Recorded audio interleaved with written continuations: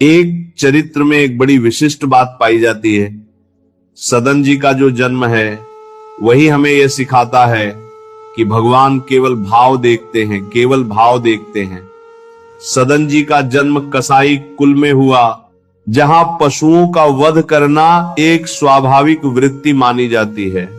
निस्संदेह किसी भी जीव की हिंसा करना निंदनीय कार्य है, परंतु कभी कभी ऐसे महापुरुष प्रकट होते हैं जिन पर कुल का कर्म भी प्रभाव नहीं डाल पाता। सदन जी ऐसे ही खरे महा भागवत थे। जैसे सोना कसौटी पर कसा जाए तो खरा निकले। बाल्यकाल में एक बार उनके घर रिश्तेदार आए। पिता ने अतिथि के लिए एक छोटा बछड़ा लाया और कहा, इसमें ज्यादा मांस नहीं है, इसकी टांगों में मांस है, पहले वही काटेंगे। यह सुनते ही बालक सदन जी दौड़कर बछड़े के पास गए और उससे लिपट गए। वे रोते हुए उसे दुलार करने लगे। मेरे पिता कह रहे हैं कि तुम्हें काटा जाएगा। उस समय बछड़े की आंखों से भी आंसू बहने लगे। हर जीव को कष्ट का आभास होता है। मानो बछड़े ने कहा, तुम अपने पिता से कह देना कि पहले मेरी गर्दन काटे, जिंदा टांग न काटे। पूर्व जन्म में मैंने तुम्हारे पिता की गर्दन काटी थी, इसलिए इस जन्म में मुझे पशु बनना पड़ा है। कर्म का फल तो भोगना ही पड़ता है, इसे तुम रोक नहीं सकते। यह घटना बालक सदन जी के हृदय को भीतर तक छू गई। उन्होंने समझ लिया कि जीव को अपने कर्म का फल जन्म जन्मांतरों तक भोगना पड़ता है। उसी समय कुछ संतों की मंडली वहां से गुजर रही थी। बालक सदन जी संतों के चरणों में गिर पड़े और रोते हुए बोले, क्या कोई ऐसा साधन है जिससे कर्म का फल न भोगना पड़े और जीव मुक्त हो जाए? संतों ने कहा, जो निरंतर हरि नाम का जप करे, स्वयं किसी जीव को कष्ट न दे और संतों का संग करता रहे, वह जीवन मुक्त हो जाता है। यह बात सदन जी के हृदय में बैठ गई। बालक अवस्था से ही उन्होंने श्री हरि का निरंतर जप आरंभ कर दिया। पिता के जीवित रहते तक वे कुल परंपरा के अनुसार मांस खरीद बेचकर परिवार का पालन करते रहे, पर स्वयं कभी किसी जीव का वध नहीं किया। एक दिन मार्ग में चलते हुए उन्हें एक चमकता हुआ पत्थर मिला। वह शालिग्राम भगवान थे, पर सदन जी इसे जानते नहीं थे। उन्होंने उसे उठाकर तराजू में बाट की तरह रख लिया। आश्चर्य यह कि जितना वजन मांगा जाता उतना ही पूरा हो जाता। आधा किलो, 2 किलो, 5 किलो, कभी कमी नहीं, कभी अधिक नहीं। एक दिन संत उनके घर आए। एक संत ने देखा कि यह तो सिद्ध शालिग्राम भगवान है और उनसे मांस तोला जा रहा है।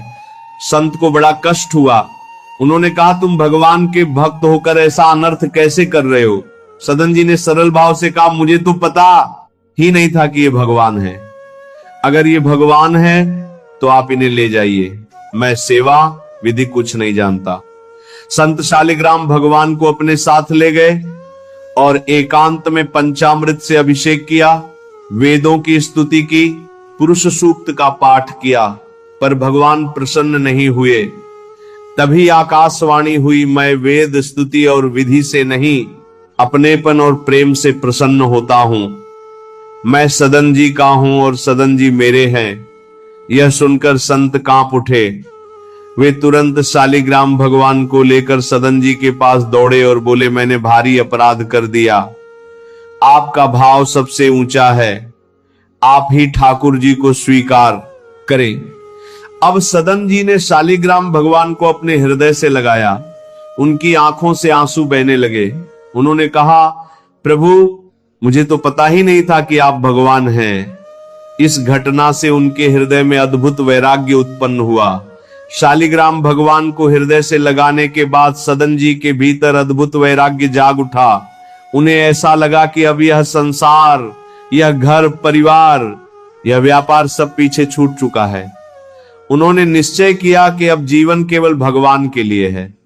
उन्होंने शालिग्राम भगवान को गले में धारण किया और कहा, अब मैं पहले जगन्नाथपुरी जाऊंगा, प्रभु जगन्नाथ के दर्शन करूंगा और शेष जीवन भगवान को समर्पित कर दूंगा।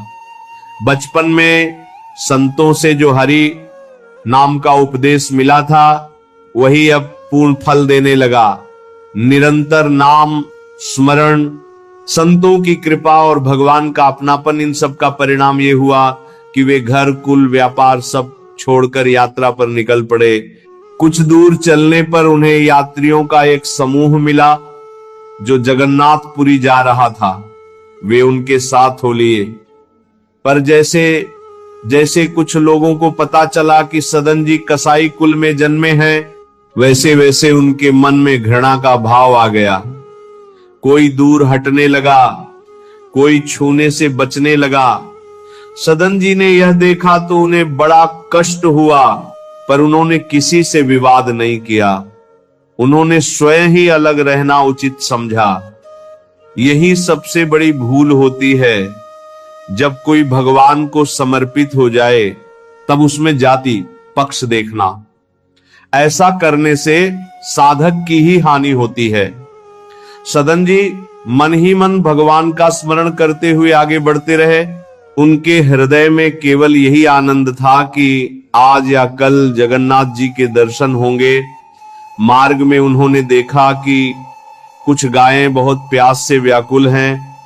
एक गहरा कुआं था। एक व्यक्ति बाल्टी से पानी निकाल रहा था, पर गायों को पीने नहीं दे रहा था। सदन जी ने पूछा, गायों को पानी क्यों नहीं पिलाते? उसने कहा, इतना गहरा कुआं है, बार बार पानी खींचने से हाथ दुख जाते हैं। अपने घर के लिए तो ले लेंगे, गायों के लिए नहीं। सदन जी ने विनम्रता से कहा, यदि आप कुछ समय के लिए मुझे बाल्टी दे दें तो मैं पिला देता हूं। वह मान गया। सदन जी ने एक एक करके सभी गायों को पानी पिलाया। समय बीत गया, संध्या हो गई। उन्होंने सोचा आज गांव में भिक्षा मांग लेंगे और रात्रि कहीं विश्राम करेंगे, सुबह प्रभु के दर्शन के लिए आगे बढ़ेंगे। वह एक गांव में भिक्षा मांगने पहुंचे। एक घर से एक स्त्री बाहर आई। उसने सदन जी को देखा। निरंतर भगवान का नाम जपने वाले भक्त के मुख पर एक अलग ही तेज और लावण्य प्रकट हो जाता है। उस स्त्री का चित्त आकृष्ट हो गया। उसने कहा, आप भिक्षा क्यों मांगते हैं? यहीं बैठिए, भोजन करिए और रात्रि में यहीं विश्राम कर लीजिए, सुबह जगन्नाथपुरी चले जाइए। सदन जी सरल भाव के थे।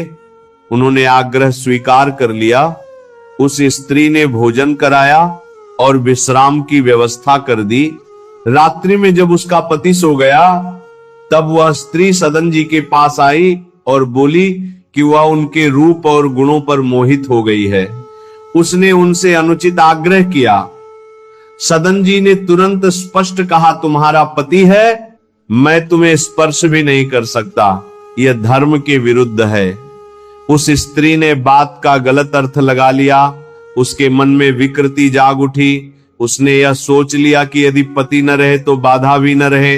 काम से अंधी होकर उसने भारी अपराध कर डाला। फिर वह आकर बोली, अब मुझे स्वीकार करो। सदन जी ये सुनकर अत्यंत व्यथित हो गए। उन्होंने कहा, जिसने अपने पति के प्रति भी धर्म नहीं रखा, उससे मैं कैसे संबंध रख सकता हूं?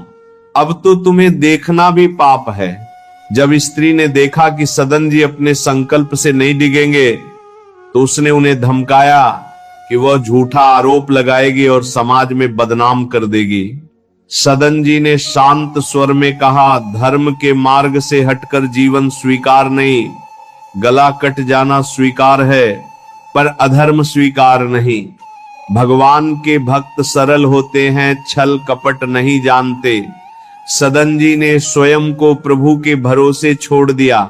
उन्होंने ना भागने का विचार किया, न झूठ का सहारा लिया।